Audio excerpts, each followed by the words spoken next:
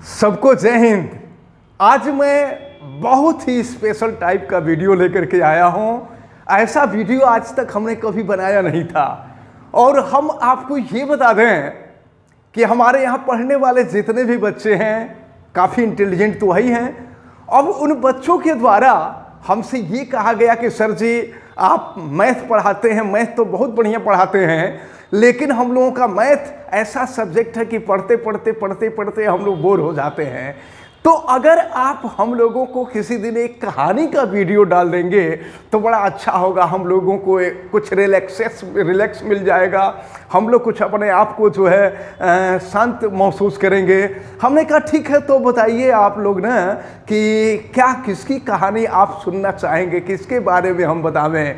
तो बहुत बच्चों ने कहा, ढेर सारे बच्चे हैं और सबने कहा एक स्वर में कि सर जी बुलडोज़र बाबा की कहानी सुनाइए।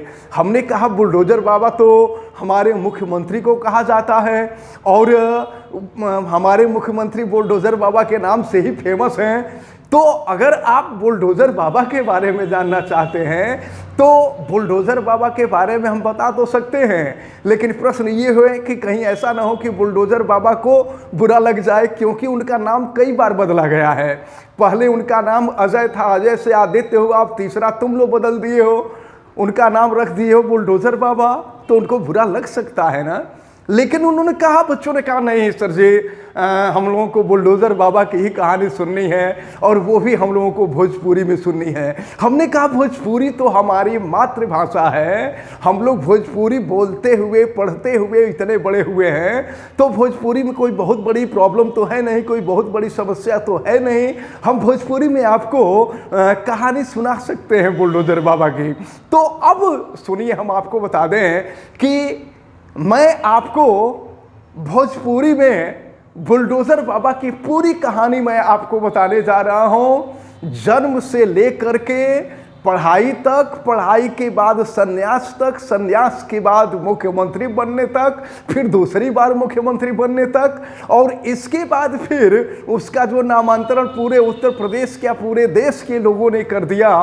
तो हम जो है उनके बारे में बताने जा रहे हैं, यानी बुलडोज़र बाबा के बारे में बताने जा रहे हैं। जैसा कि आप सभी लोग जानते हैं कि जब कहीं भी किसी देश, चाहे वो कनाडा हो, चाहे रसिया हो, चाहे जापान हो, चाहे फ्रांस हो, कहीं भी किसी प्रकार का दंगा होता है, किसी प्रकार का वायलेंस होता है, तो वहाँ की सरकार तुरंत कहती है कि अगर प्रधानमंत्री जी आप योगी को हमें दे दीजिए।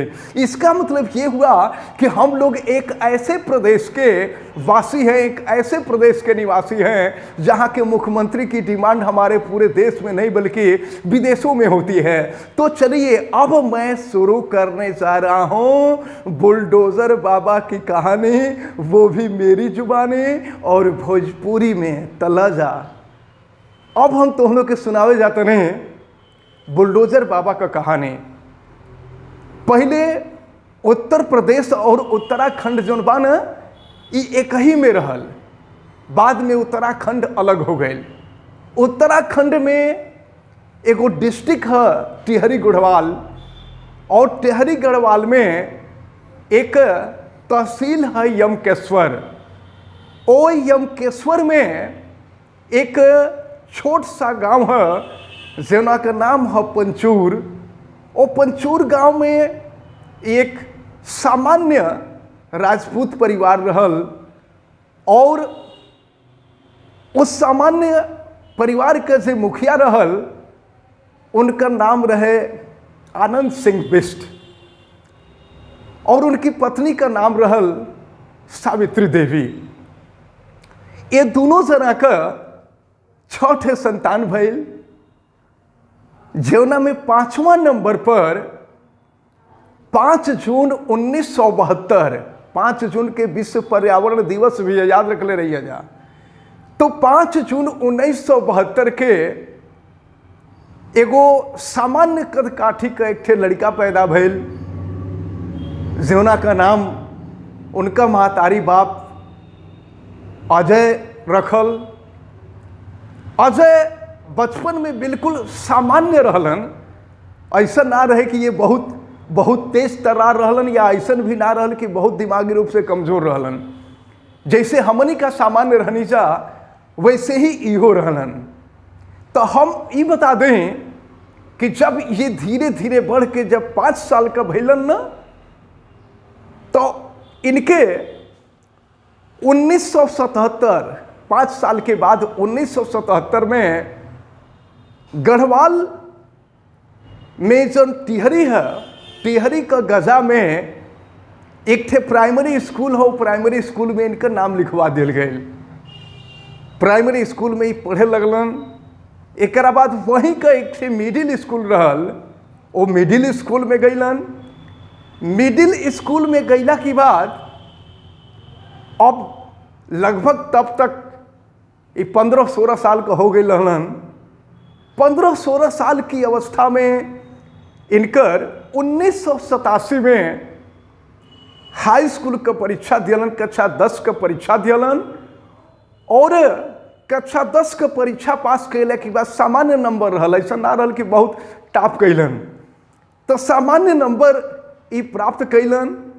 और सामान्य नंबर से प्राप्त कैला के बाद ये 1989 में 1989 में ये ऋषिकेश में एक थे भरत मंदिर इंटर कॉलेज वो बा, तो भरत मंदिर इंटर कॉलेज में इनका नाम एडमिशन हो गई इंटर का पढ़ाई करे खातिर। कक्षा 11 में पढ़लन, कक्षा 12 में पढ़लन, कक्षा 12 ही पास कर गईलन।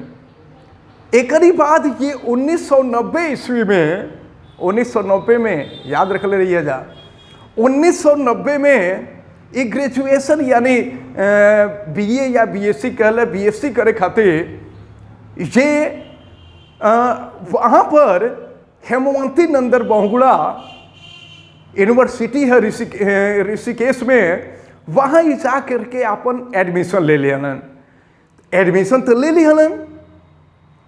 और ये जो इनकर जो विषय रहल ये फिजिक्स रहल और मैथ रहल। फिजिक्स मैथ का हमनों का स्टूडेंट रहल नहीं अपने समय में। तो ये फिजिक्स और मैथ लेके पढ़े लगलन।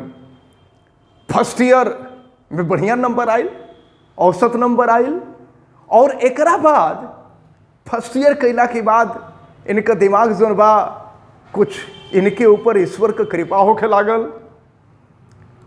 अब ये धीरे धीरे राजनीति में भी पदार्पण कैलन। छात्र संघ का चुनाव लड़े लगलन। और छात्र संघ का चुनाव लड़े खातिर एकरा पहले के ये अखिल भारतीय विद्यार्थी परिषद का मेंबर बनलन।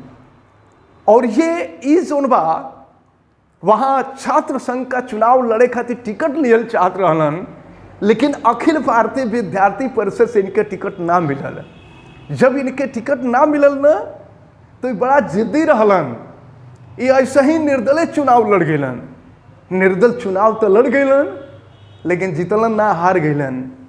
एकरा बाद का भइल कि इनकर दिमाग कुछ ईश्वर का कृपा इनके ऊपर होखे लागल। इनका मस्तिष्क कुछ परिवर्तित होखे लागल। अब ये 21 साल की उम्र में अपना महतारी, बाप, पढ़ाई लिखाई, बहन भाई सबके छोड़ के आ गलन गोरखपुर, हमने के पास आ गलन। और गोरखपुर जब अलन तो इनकर मुलाकात भइल गोरखनाथ बाबा का जो महंत हनुमान, महंत अवैधनाथ से। महंत अवैधनाथ के जा करके शिष्य हो गईलन। हालांकि महंत अवैधनाथ भी गोरखपुर का सांसद रहलन। अब एकरा बाद का भइल कि जब इनके महतारी बाप के पता चलल कि अजय जौन बा हमने की छोड़ के चल गई। अब घर से निकलल लोग खोजे खातिर के, तो खोजत खोजत पता चलल कि ये गोरखपुर में आके गोरखनाथ बाबा के यहाँ आ गए बनन। इनका महतारी बाप इनके बहुत समझावल, बहुत समझावल। अच्छा, जब ये घर छोड़ के आयल रहलन ना, तो वो 1993 रहल। वही समय 21 साल का रहल है। और आकर के महंत अवैधनाथ जी से दीक्षा लिहलन। और दीक्षा लिहला के बाद इनका नाम बदल गए। सन्यासी हो गईलन और इनकर नाम अजय से बदल करके आदित्यनाथ हो गए। अब सब इनके लोग आदित्य नाम के ही नाम से लोग जाने लागल। अब चूंकि अवैधनाथ नाथ संप्रदाय कर रहलन, ऐसे इनके नाम के आगे नाथ पड़ गए तो ये आदित्यनाथ हो गईलन। अब कुछ लोग तो मजाक मजाक में इहो कहेलन कि जब इनकर नाम बदल दिया गई, अजय से आदित्यनाथ हो गए, तो ये दिमाग में ठान लिया कि हमहू सबका नाम बदल बदल करके अपने नाम बदलला का बदला ले। ये हम ना मजाक मजाक में लोग कहला, ये हम बतावत हैं। तब कुछ लोग कहलन कि यही से परेशान हो करके ये इलाहाबाद का नाम प्रयागराज कर दियलन, मुगल सराय का नाम पंडित दीनदयाल उपाध्याय नगर कर दियलन, फैजाबाद का नाम बदल करके अयोध्या कर दियलन। खैर ये तो लोगन का कहल है, हमार कहल ना है, हम खाली बस उन लोगों का कहल और चूंकि मजाक के रूप में कहला ये हम आपके बता देनी है। अब एकरा बाद हम आपके बताएं कि अब इनकर राजनीतिक जीवन का जो शुरुआत बा अब भइल जब महंत अवैधनाथ इस दुनिया के छोड़ के चल गईलन। और वो समय रहल 1994 के बाद। 1994 के बाद ये जो है ये जब छोड़ के चल गईलन तो अब ये यानी आदित्यनाथ अब गोरखपुर से चुनाव लड़ लगलन। तो अब हम आपके बता दें कि गोरखपुर से चुनाव लड़ने के पहले अभी हम बतौले रहनी है कि 1992 में ये छात्र संघ का चुनाव लड़न, लेकिन इनके अखिल भारतीय विद्यार्थी परिषद का टिकट ना मिलल, ऐसे ई जोनबा जीतलन ना। और एकरा बाद हम आपके बता दें कि अवैधनाथ महंत अवैधनाथ गोरखनाथ का जे तत्कालीन ओ समय का जे महंत रहल, उनकर निधन हो गए 12 दिसंबर 2014 के। और जब महंत जी का निधन भइल तो उनका निधन के बाद इनके बीजेपी से टिकट मिल गए लोकसभा का। और जब लोकसभा का टिकट मिल गए तो पहला चुनाव लड़लन बीजेपी की टिकट से 1998 में। और 1998 के बाद उसके तुरंत बाद फिर चुनाव भइल तो 1999 में भी ये लोकसभा का चुनाव जीतलन, 2004 में भी चुनाव जीतलन, 2009 में भी चुनाव जीतलन, 2014 में तो ये 2 लाख से अधिक वोट से चुनाव जीत गए। लेकिन हम आप लोगों के बतावत हैं कि पूरे भारत वर्ष में हमने की पूरा देश में इस सबसे कम उम्र का सांसद रहलन, ये 26 साल की उम्र में सांसद हो गए। 26 साल की उम्र बहुत कम होला, 26 साल की उम्र में ये सांसद हो गए। इनकरा इतना कम उम्र का सांसद केहू पूरा हमने के देश में ना रहल। अब एकरा बाद हम आपके बता दें कि अब जब उत्तर प्रदेश में जब 2017 में बीजेपी का चुनाव भइल तो उस समय अलग अलग लोगन का चर्चा होत रहल, केशव प्रसाद मौर्य का चर्चा होत रहल, फिर हम लोगों के हमनी का जो सिन्हा जी हैं मनोज सिन्हा का चर्चा होत रहल। मनोज सिन्हा बाबा विश्वनाथ का आशीर्वाद लेके यहाँ से चले वाला भी रहलन। लेकिन वही समय गोरखपुर में आरएसएस और विश्व हिंदू परिषद का मीटिंग होत रहल। वो मीटिंग में ये तय भइल कि उत्तर प्रदेश बहुत बिखर गई बा, यहाँ अराजकता फैल गई बा, यहाँ आतंकवादी गतिविधियां भी हो रहा बा। उस समय आप लोगों के मालूम हुई कि वही के आसपास बनारस में बम विस्फोट वगैरह भी भइल रहल उसके तनकी बर पहले। तो अब ये उत्तर प्रदेश का जो पूरा कुनबा रहे, ये पूरा कुनबा बिखर गई रहे। पूरे कुनबा में अराजकता का माहौल रहे, धर्मवाद अलग, जातिवाद अलग, और पूरा हिंदू समाज जनबा अलग अलग बटल रहल। केहू ब्राह्मण रहे तो केहू क्षत्रिय रहे, केहू वैश्य रहे, केहू शूद्र रहे, सब अलग अलग आपन आपन दाव आजमावे। जब जेकर सरकार बने, जे मजबूत बने, वो कमजोर वाला के दबावे, ये होत रहल। तो उस समय जब आरएसएस ने, राष्ट्रीय स्वयंसेवक संघ, जब ये प्रधानमंत्री के प्रस्ताव भेजल कि उत्तर प्रदेश का मुख्यमंत्री योगी आदित्यनाथ के होके के चाहे, तो प्रधानमंत्री भी अपन सहमत जता दिलन कि ठीक बा, उत्तर प्रदेश का मुख्यमंत्री योगी आदित्यनाथ ही हुई हैं। और अब हम आपको बता दें कि उस समय इनके विधायक दल का नेता चुन लिया गया है। ये उत्तर प्रदेश का मुख्यमंत्री पहली बार बनलन, लेकिन पहली बार हमने के पूरा प्रदेश का ये मानसिकता रहल कि ये थोपल गए वहाँ मुख्यमंत्री, ये ओरिजिनल मुख्यमंत्री अगर चुनाव लड़के जीतल रहतन तो ये ओरिजिनल मुख्यमंत्री रहतन। ये तो चुनाव लड़लन ना, इनके ऊपर आरएसएस का प्रधानमंत्री का हाथ रखा गई, ये मुख्यमंत्री हो गईलन। लेकिन जब ये मुख्यमंत्री भैलन तो मुख्यमंत्री भैला के बाद जितना उत्तर प्रदेश में माफिया रहलन, बदमाश रहलन, जो सबके हमेशा परेशान कैले रहलन, पता चले कि केहू कमजोर बा, केहू गरीब बा, तो ओकर जमीन के लोग कब्जा कर ले। पता चले कि कोई बढ़िया व्यवसायी बा, बढ़िया पैसा कमा रहल बा, तो उसे तुरंत टैक्स वसूलाए लगे, गुंडा टैक्स वसूलाए, और कहा है कि अगर तोहके रहे के बाद तो हमके टैक्स देवे के पड़ी, और टैक्स ना देव तो दुनिया से जाए के पड़ी। ये बनारस, गाजीपुर, पूरा लगभग पूर्वांचल में एक स्कूल काम होते रहल, और इलाहाबाद से आगे दूसर जना के रहल, जिनके बाद में मिट्टी में मिला दिहलन। तो सबका पूरा उत्तर प्रदेश जोन बा एकदम अराजक हो गई रहल। तो अराजक भैला के बाद ई जोन बा अपन डंडा चलावे चालू कैलन, और जे अपराधी रहे, शुरुआत तनिक विकास दुबे से भी भइल, विकास दुबे के तहस नहस कैलन। एकरा बाद और बहुत ढेर सारी घटना घटल, अतीक अहमद के ठीक कैलन। हालांकि आरोप भले इनके ऊपर लागल, लेकिन वो आरोप कहीं से सिद्ध ना भइल। ये पता चलल कि भाई दू ठे कहीं सरफिरा रहलन, सरफिरा आकर के पुलिस की कस्टडी में मार के और सरेंडर भी कर दिलन। अब यही तरह से जब कहीं भी दंगा होके, कोनो प्रकार का दंगा होके, चाहे अमरोहा का दंगा होके, चाहे मऊ का दंगा होके, चाहे बुलंदशहर का दंगा होके, चाहे इलाहाबाद में हो जाए, कहीं भी दंगा होके, तो जब इनका डंडा चले ना तो पुलिस अपन डंडा चलावे और बाबा अपन बुलडोजर चलावे। जब ये बुलडोजर चलावे तो बुलडोजर की चलावला से इनका नाम बुलडोजर बाबा रखा गई। हमारा पूरा उत्तर प्रदेश को लोग जानत हुए कि इनके बुलडोजर बाबा कहाँ कहे जाला। तो अभी हर जगह का नाम बदलत रहलन। सबसे पहले इनका नाम बदलन, इनके गुरुजी नाम बदलन, अजय से आदित्यनाथ रखलन, और उत्तर प्रदेश का पूरा जनता इनका नाम बदल करके आदित्यनाथ से इनका नाम बदल करके बुलडोजर बाबा रख दिया। तो हमनी का तो कोनो खराब नहीं जा कैले, भाई तू नाम बदलला अपने, अब धीरे धीरे हमनी का तो हर नाम बदल दे नहीं जा।